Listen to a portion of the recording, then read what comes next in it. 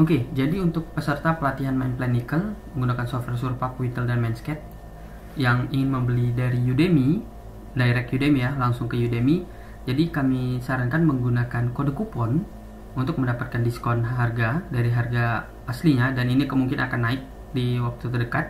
Oke, jadi caranya setelah masuk ke website Udemy dan masuk ke halaman pembelian pelatihan main plan nickel ini, oke, kemudian klik di sini enter kupon, oke, jadi atau apply kupon di sini. Oke, jadi kalau misal dia belum muncul, klik apply kupon, nanti baru muncul di sini. Oke, nah ketikkan kode kupon yang ada di dalam video ini di sudut kanan bawah. Oke, jadi misal untuk contoh yang ini Oktober 2025. Oke, nah kalau udah ini klik apply di sini. Oke, nah sekarang harganya udah mendapatkan diskon 25%. Oke, harga ini bervariatif, oke, bisa naik diskonnya. Jadi dari 25%, 30%, dan seterusnya. Oke, jadi kalau sudah mendapatkan diskon ini, baru Bapak Ibu bisa klik buy now untuk melanjutkan proses ke pembelian kursus ini. Oke, materi pertama, pembuatan digital terrain model untuk izin usaha pertambangan, khusus studi kasus tambang nikel menggunakan software Surpak. Oke, ini adalah untuk dasar teori dari pembuatan digital terrain model. Oke. Nah, jadi ada dua jenis alat yang biasa digunakan. Yang pertama adalah TS, Total Station, baik itu FTK, Real Time Kinetics, ataupun yang lainnya. Oke, data ini berupa poin nanti hasilnya. Oke, jadi kalau saat TS yang dilakukan di survei di sini menggunakan stick 1, nah ini dia hanya akan mendapatkan nilai 1 poin ini aja, tidak di sekelilingnya. Kalau udah melakukan poin yang banyak, minimal nanti 3, 4, atau seterusnya, baru bisa di generate, oke, baru bisa menghasilkan 2D untuk menjadi kontur. Oke, kalau 1D dia poin, kalau 2D itu kontur, kalau 3D, oke, jadi ya kalau udah punya satu titik, udah punya banyak titik, itu bisa digabungkan untuk menjadi kontur. Garis-garis kontur yang dihubungkan itu bisa membuat untuk 3D menjadi digital terrain model. Nah, kalau udah sekarang teknologi semakin canggih, itu menggunakan foto udara. Oke, katakanlah ini menggunakan drone. Drone ini saat satu kali pengerjaan, dia bisa menghasilkan generate langsung 3 sekaligus. Bisa mengenerate point, bisa mengenerate kontur, dan bisa langsung mengenerate detail terrain model. Oke. Nah, kalau ada pertanyaan lebih akurat mana hasilnya? Tentu saja kalau akurat itu adalah hasil ini, karena ini sistemnya manual. Tapi tentu saja untuk mendapatkan hasil yang akurat dia akan semakin banyak. Oke. Drone ini dia akan terbang di atas permukaan saat melakukan foto udara. Dia akan memiliki toleransi yang rendah untuk data saat dia memiliki data yang tertutup. Oke, walaupun kita menggunakan lidar, tetap ada minusnya. Makanya saat dilakukan juga survei menggunakan drone foto udara, harus ada lokasi yang akan diikat. Oke, jadi geomembrannya itu sebagai titik ikat dari menggunakan TS, karena TS data lebih akurat, sehingga nanti hasil drone akan dikorelasikan dengan hasil TS, berapa gap atau selisihnya. Oke, nah kemudian kalau dua ini udah paham, nah berikutnya kita punya data berikutnya itu DEM. Oke, DEM itu adalah digital elevation model. Oke, sini DEM, digital elevation model, itu adalah data 3D yang kita katakan, misal kita baca digital terrain model ya, jadi kalau kontur juga bisa. Nah, tapi hasilnya itu nanti, oke, jadi kalau misal yang saat mau kita buat gitu kan, jadi kalau misal kita bikin poin di sini, kita melakukan pengukuran di sini. Nah, ini menggunakan TS 1 poin. Kemudian di sini 1 poin. Kemudian di sini 1 poin. Nah, kemudian di sini 1 poin. Nah, ini udah punya 4 poin. Oke, kalau menggunakan TS. Tapi kalau menggunakan drone, ini drone satu kali terbang ke sini, oke, dia akan langsung menghasilkan data keseluruhan sini. Oke, semua area yang dilewatinya. Oke. Nah, sekarang di DEM ini ada dua lagi. Oke, pembagian yang bisa digunakan. Oke, ada DTM, ada DSM, Digital Service Model. Oke, ini masuk ke dalam elevation dua-duanya. Elevation cuma beda yang diukur nanti. Oke, jadi ini kita kasih misal, biar tidak bingung. DTM ini kita ganti ke warna hijau. Oke, nah yang DSM ini kita ganti ke warna kuning. Oke, nah jadi apa beda DTM dan DSM?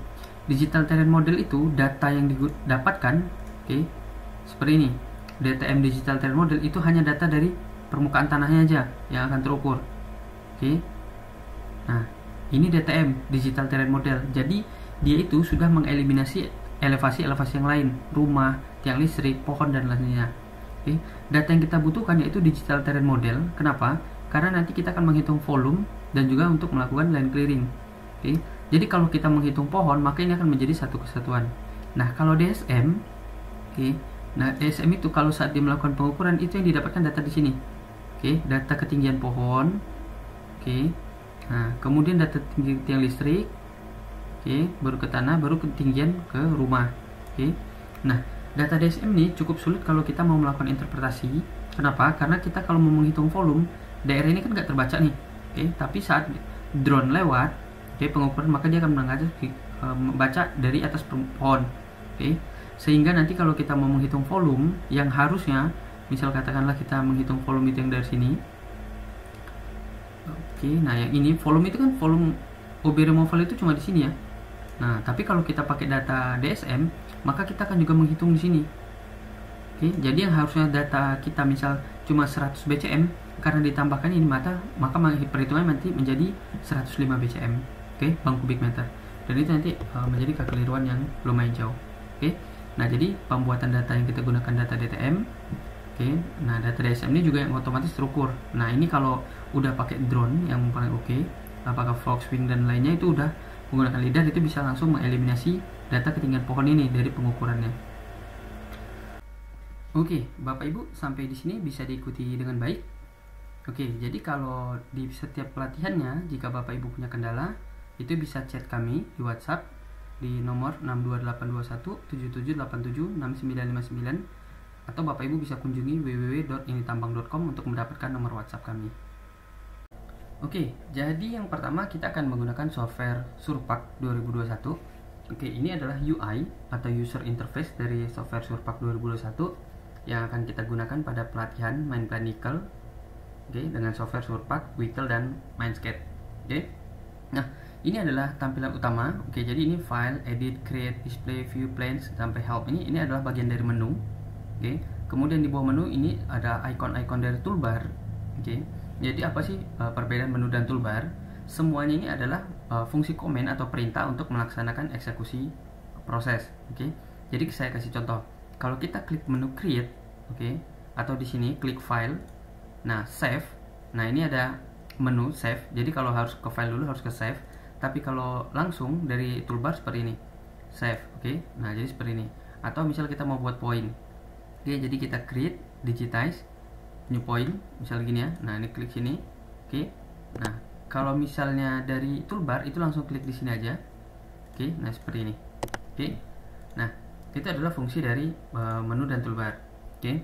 Nah, kemudian ini adalah navigator. Navigatornya adalah tempat folder di mana kita akan menyimpan file-file kita.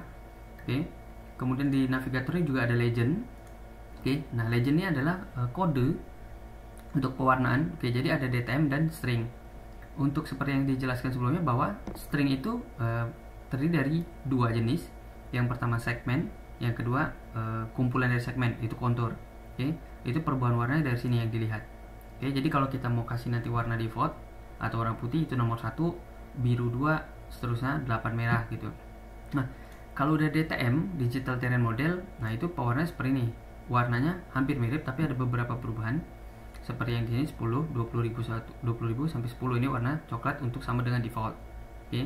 Jadi kita cukup hafalkan beberapa nomor aja mau kita gunakan, misal nomor 1 coklat untuk topsoil, nomor 5 untuk limonite. Oke, nomor 6 untuk saprolite, nomor 8 bedrock gitu. Oke. Nah, kemudian ada properties. Ini adalah ID file yang akan kita buka. Oke. Di sini ada layer. Layernya adalah file yang akan kita aktifkan atau kerja di sini. Oke. Nah, sebelum mulai saya akan ubah dulu toolbar ini supaya menyesuaikan dengan kebutuhan yang saya gunakan, sehingga nanti di pelatihan ini Bapak Ibu bisa menyesuaikan. Oke. Dan saya lupa kasih tahu ini adalah comment. Oke, jadi ini adalah perintah hasil eksekusi yang dari proses. Jadi kalau misal mau di reset, ini klik kanan, clear window. Nah, ini komennya kosong. Oke, jadi saya akan contohkan kalau yang udah saya punya ya. Nah, jadi toolbar saya susunannya seperti ini. Oke. Nah, jadi kalau Bapak Ibu mau susun, oke, yang pertama klik kanan toolbar, aktifkan ini dulu, create, digitize, display, edit, file, inquire, Oke, tools view lightning. Ini bukan baku, ini menyesuaikan dengan kebutuhan Bapak Ibu yang akan digunakan. Oke, jadi kalau udah selesai, kemudian susun toolbarnya seperti yang saya gunakan. Jadi ini ada titik garis yang di sebelah kiri toolbar, misal di sini atau di sini. Kalau mau dipindahkan itu pindahkan ke sini. Oke, jadi bisa ditarik-tarik. Oke, jadi kalau mau sama dengan saya itu bisa. Oke, bisa di pause video ini, atur susunannya seperti ini. Kemudian kalau udah, kita klik kanan lagi, kita ke profile, kita save dulu. Oke, jadi saya save karena ini pelatihan ini tambang, www.initambang.com. Oke, kemudian kita klik apply. Oke, setelah di save, kemudian kita klik kanan lagi, kita ke profile, set current as default. Oke, jadi kalau ini udah di checklist menu profile yang kita buat barusan, baru kita klik set current as default. Nah, mulai sekarang toolbar ini akan sesuai seperti ini terus, walaupun nanti kita akan reset surpaknya. Oke. Nah, kita akan mulai mengerjakan. Oke, jadi yang pertama itu tentukan folder kerja dulu. Oke, jadi tujuannya supaya nanti file kita baik data raw-nya ataupun hasil proses itu di save di folder tersebut. Oke, saya akan ke menu C, saya akan save di dokumen di sini. Oke, kemudian dokumen, bisa klik kanan, saya akan buat folder baru, new folder, saya kasih nama www.initambang.com. Oke, jadi kita cari initambang.com yang ini. Oke, ini masih kosong. Nah, ini saya buat folder baru lagi. Oke, jadi saya kasih surpak nikel. Oke, nah surpak nikel ini, folder inilah akan kita kumpulkan semua data dan hasil pekerjaannya. Oke, jadi ini klik kanan, sini ada set as work directory. Jadi kalau ini kita aktifkan, semua file yang kita nggak pilih disimpan di mana itu akan otomatis disimpan di folder surpak nikel. Oke, jadi tujuannya supaya nanti filenya kalau kita save itu berkumpul di sini semua. Oke, ataupun mau load itu yang di load dari folder ini. Kemudian ada open in Windows Explorer. Ini kalau kita mau buka seperti di sini ya. Kalau di Windows kan ada Windows Explorer. Kemudian kalau mau buat folder baru seperti tadi, ada refresh, ini ada cut, ini ada copy, ada paste, ada rename, ada delete, ini ada properties yang di sini. Oke. Nah, ini kita klik kanan, set as work directory. Kemudian kita ambil data, oke, data raw data yang Bapak Ibu udah download di pelatihan initambang.com. Ini kita minimize dulu di sini di folder ini. Oke, buka folder ini. Nah, ini ada 5 data, oke, yang akan kita gunakan. Oke, nah, assay, kolar, litologi, survei ini akan kita bahas nanti di pelatihan pembuatan database. Untuk pembuatan DTM, Digital Terrain Model, kita akan lihat data topografinya. Oke, jadi kita buka dulu, kita akan cek dulu. Nah, ini adalah data X, Y, dan Z nya. Oke, jadi ini data koordinat, easting, northing, dan elevasi. Oke, nah data ini format CSV, comma separated value. Kalau kita lihat di sini total datanya itu ada 6506, satunya header, artinya ada 6505 poin. Oke, titik koordinat. Yang data ini nanti akan kita akumulasikan, kita gabungkan untuk menjadi kontur. Setelah kontur baru kita buat menjadi 3D atau digital terrain model. Oke, kita hapus. Nah, ini kita Ctrl A, ini kita copy. Oke, kita copy di sini. Kita bisa close ini, kita buka lagi surpak. Kita akan paste di sini surpak nikel, kita paste di sini. Oke, sekarang kita udah punya 5 data. Oke, yang udah masuk ke dalam folder surpak nikel. Nah, berikutnya kita akan mulai melakukan proses. Jadi kita masuk ke file, kita import, kita data from one file. Oke, text file name-nya kita ambil datanya dulu, topography nikel CSV. Oke, outputnya, oke, kita akan kasih nama supaya nanti kita tahu ini tahapan keberapa. 01. Oke, ini kita kasih nama topo point. Oke, jadi nanti ada file baru namanya topo point. ID ini kalau kita pakai 1 nanti filenya akan diekspor, hasilnya itu 01 topo underscore point, ada angka 1 di belakangnya. Nanti dia bakal ngurut 1, 2, 3 gitu kalau datanya banyak. Tapi ini kita hapus saja supaya nggak ada penomoran. Oke, oh ya, saya juga lupa kasih tahu bahwa kalau bisa penamaan file di surpak itu jangan pakai spasi tapi pakai underscore. Oke, supaya nanti nggak ada crash. Oke, topo point, ID, number, header of line, fieldnya. Oke, kalau mau pakai delimited karena filenya CSV. Oke, log file name ini error. Jadi kalau nanti ada file yang salah, itu akan ada reportnya itu data error. Oke, kalau ini udah selesai, number of header lines. Oke, number of description field. Oke, ini bisa kita kosongkan aja. Oke, nah kalau ini mau ditulis header juga boleh. Kita kan tadi punya 1 header ya. Oke, description-nya kan nggak ada. Jadi kita cuma punya 1 header. Jadi file ke-1 itu namanya header. Oke, kemudian kita apply. Nah, kita lihat YXZ. Oke, jadi kita minimize dulu. Kita buka lagi file yang tadi. Oke, jadi jangan sampai salah susunan. Kalau salah susunannya nanti string nortingnya dia berubah. Seperti tadi ini kan diminta kan Y dulu, Y X Z bukan X Y Z kan. Jadi kalau Y X Z ini 2, ini 1, ini 3. Oke. Kita masuk ke suruh pak. Jadi ini 2, ini 1, ini 3. Oke, kemudian kita apply. Oke, kita tunggu prosesnya. Nah, sekarang kita udah ada nih topo point 1. Oke, yang 01. Kita buka ke dalam, bisa di drag. Oke, ataupun juga bisa kita klik kanan, kita open. Nah, kalau udah ada file di sini, kalau kita punya beberapa file, kita males hapus dari sini kan. Kalau hapus dari sini ya, create layer. Cuma kalau kita mau banyak file yang udah layer aktif, mau langsung itu bisa kita reset di sini, reset graphics. Oke, kemudian kalau file udah di sini, tahan, diklik, tahan, geser. Oke, jadi kalau untuk membalikan posisi semula, kita bisa gini. Oke, zoom data to data extend. Jadi dia balik ke semula. Kalau kita mau fungsi aksisnya, ini fungsi X, ini ZX, oke, Z terhadap fungsi X, kemudian Z terhadap fungsi Y. Oke, nah kemudian kalau data ini udah selesai, nah berikutnya kita akan convert data ini menjadi point. Oke, ini kan datanya masih segmen. Jadi kita masuk ke edit, kita masuk ke string, kita renumber range. Oke, nah ini kan range string from. Nah kayak saya bilang tadi kan bahwa di legend ini stringnya, oke, nah string 1 misalnya gini kan. Nah, gimana kita pengen tahu nih stringnya berapa? Oke, jadi kita masuk ke display, kita ke inquire, point properties, kita klik sini satu, sembarangan, string 1, segmen 1, oke. Nah, ini XY nya, ini Z nya. Kemudian kalau kita klik sini, stringnya masih 1, ini string masih 1, oke. Nah, jadi kita tadi edit string renumber range, stringnya 1, oke. Kalau misal kita ragu ini bukan 1 aja, jadi kita pengen bikin semua string, jadi klik 1 sampai 999. Artinya apapun warna string di sini itu akan otomatis di-convert. Oke, karena kita akan ganti convertnya ke point, maka kita tulis 3000 pakai 3, jadi 30.003. Oke, ini adalah kode untuk convert dari segmen ataupun string untuk menjadi point. Oke, kalau udah selesai kita apply. Nah, ini adalah point-pointnya nih sekarang. Oke, jadi kalau kita geser, kita lihat, nah ini adalah jumlah point yang kita generate dari tadi. Oke, kemudian kita save dulu filenya. Oke, topo point, biarin kita convert aja, kita save dengan file yang sama. Oke, kita apply. Oke, kita pilih yes.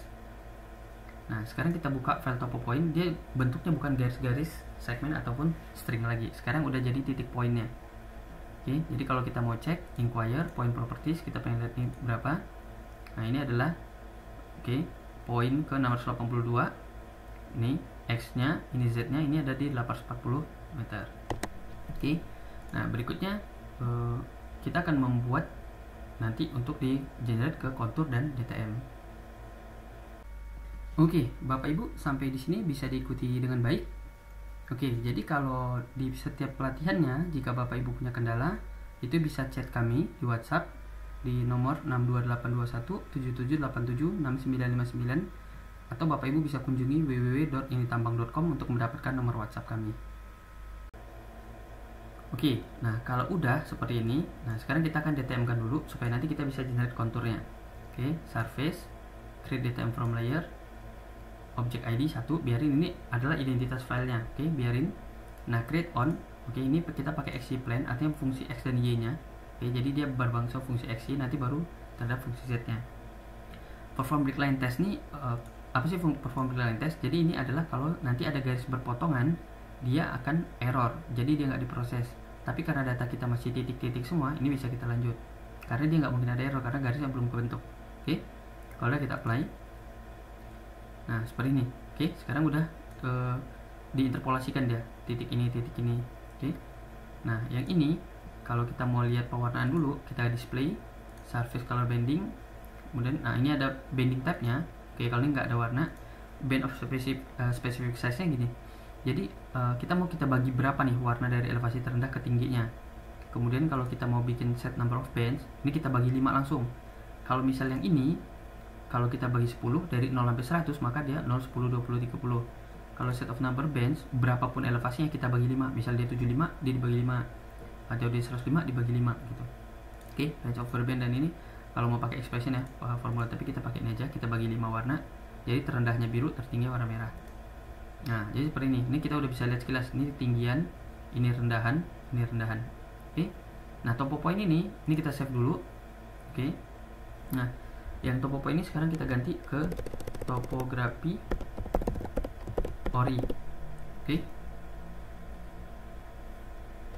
Oke, sorry, ini kita ganti ke topografi ori.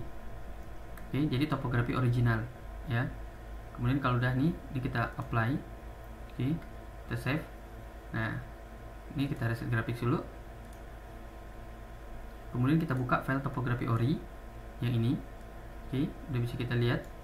Oke, seperti yang tadi. Nah, kita pengen tahu nih elevasi terendah tertinggi berapa, kita ke inquire, kemudian report layer extents. Jadi elevasi terendah itu adalah 827, tertinggi 856. Oke, berarti sekitar 29 meter. Nah, kenapa kita harus tahu ini? Karena ini nanti berpengaruh pada saat kita pembuatan kontur. Oke, jadi kita akan buat konturnya, surface, contouring, kita kontur DTM file. Oke, supaya proses lebih cepat. Oke, kita ambil file konturnya. Oke, topografi ori, kemudian Z. Oke, yang mau dikonturkan Z-nya. Nah, yang ini interval. Minimum kontur 827, maksimum kontur 856. Oke, jadi cuma sekitar 29 meter ya. Nah, kalau kita pakai kontur interval 1 meter, itu masih cukup relevan karena konturnya pendek. Kalau misal konturnya udah 100 meter, selisihnya dari minimum ke maksimum, kita pakai kontur 1, nanti garis konturnya terlalu rapat. Oke, nanti kita agak susah untuk analisis. Oke, jadi kita pakai 1, pakai interval, kemudian filenya kita mau kasih nama apa? Oke, jadi ini kita kasih nama aja. Oke, dengan nama yang sama. Oke, nah ini kita bisa paste di sini, atau kalau mau klik 3 di sini, baru ketik nama di sini. Oke, nah jadi ini akan nanti string ini ada topografi ori yang baru, yang filenya udah tergenerate. Oke, nah kalau udah seperti ini, atau kalau mau dikasih nama yang beda juga boleh. Kemudian kita apply. Oke, override, yes, jadi akan kita timpa filenya. Kemudian kita reset grafik dulu. Sekarang kita lihat yang ini data konturnya. Nah, ini adalah data kontur kita nih. Oke. Nah, seperti ini kalau kita bisa lihat ya kan. Ini data kontur kita yang tadi. Nah, nanti kalau kita mau pewarnaan baru. Nah, data kontur ini yang udah ini kita DTM-kan lagi. Oke, yang ini kan yang awal tadi. Oke. Nah, dia nggak bisa. Kenapa nggak bisa? Karena file ini udah tergenerate yang baru. Oke. Nah, jadi yang ini kalau misal mau dihapus juga boleh, nggak dihapus nanti akan di overwrite aja. Oke, karena nama sama. Kemudian kita surface, create datem from layer. Oke. Nah, kalau mau cek perform line test, kita pengen tahu ada nggak garis yang berpotongan, kita aktifkan, kita apply. Oke, jadi garisnya masih aman. Oke, ini kita save, apply, yes. Kemudian kita reset graphics, baru kita bisa buka. Nah, sekarang ini adalah yang terbarunya. Oke, yang sudah kita generate. Nah, baru kita mau cek. Oke, nah seperti ini. Oke, nah ini adalah garis kontur untuk DTM, Digital Terrain Model, yang nanti mau kita analisa. Oke, nah seperti yang kita juga cek tadi bahwa inquiry-nya di sini. Oke, nah jadi pelatihannya udah selesai sampai di sini untuk pembuatan Digital Terrain Model. Oke, nah berikutnya kita nanti akan pembuatan database untuk data bor geologi. Oke, ini adalah salah satu keunggulan dari pelatihan di www.initambang.com, yaitu kami memiliki sertifikat yang sudah diintegrasikan dengan Udemy, sehingga sertifikat dan pelatihan itu akan lifetime atau Bapak Ibu bisa akses selamanya, di mana sertifikat juga akan bisa diintegrasikan langsung dengan LinkedIn. Oke, jadi tanpa perlu Bapak Ibu download. Oke, jadi ini salah satu contoh peserta pelatihan yang sudah menyelesaikan pelatihan Main Plan studi kasus nikel dengan software Surpak, Whittle, dan Manscaped. Oke, nah jadi Bapak Ibu bisa share akun LinkedIn Bapak Ibu kepada recruiter ataupun masukkan dalam CV. Oke, jadi saat recruiter atau tim rekrutmen dari salah satu perusahaan HR, oke, dia mengunjungi LinkedIn Bapak Ibu dan dia melihat nih ada license dan certification-nya pelatihan Main Plan Nikel. Oke, di mana Bapak Ibu misal sedang melamar pekerjaan di tambang nikel, dia akan melihat, oh Bapak Ibu udah punya sertifikat nih. Dia akan klik di sini, show credential. Oke. Nah, sertifikat Bapak Ibu itu akan langsung diarahkan ke websitenya Udemy. Oke, jadi sertifikatnya akan lifetime. Oke, akan selamanya ada. Nah, di ini adalah pelatihan Main Plan Nikel. Oke, ini softwarenya. Kemudian ini nama Bapak Ibu. Oke, kemudian date penyelesaiannya kapan? 23 September 2025. Kemudian length, oke, durasinya itu 6,5 jam. Tapi ini akan bertambah karena beberapa materi belum kami tambahkan dan kami juga akan mengupdate materi di mana Bapak Ibu tidak perlu membayar lagi. Oke. Nah, setelah recruiter tahu Bapak Ibu punya sertifikat, dia akan lihat nih, dia klik di sini atau klik di sini supaya masuk. Nah, dia akan diarahkan langsung ke website Udemy. Jadi recruiter tahu nih, oh ini pelajarannya. Nah, ternyata recruiter tahu bahwa Bapak Ibu cuma bukan punya sertifikatnya, tapi tahu Bapak Ibu udah belajar apa aja. Oke, seperti ada day 2-nya. Oke, ini ada day 3-nya. Jadi recruiter tahu, oh Bapak Ibu sudah mempelajari ini semua, sehingga mereka akan melihat kebutuhan dengan user di main plan. Bapak Ibu akan ditempatkan di mana? Oh, nanti akan masukkan ke desain atau scheduling. Nanti, oh Bapak Ibu udah belajarin ini, jadi Bapak Ibu bukan mulai dari dasar atau dari nol. Oke, nah ini salah satu keunggulan jika Bapak Ibu mengambil pelatihan di www.initambang.com.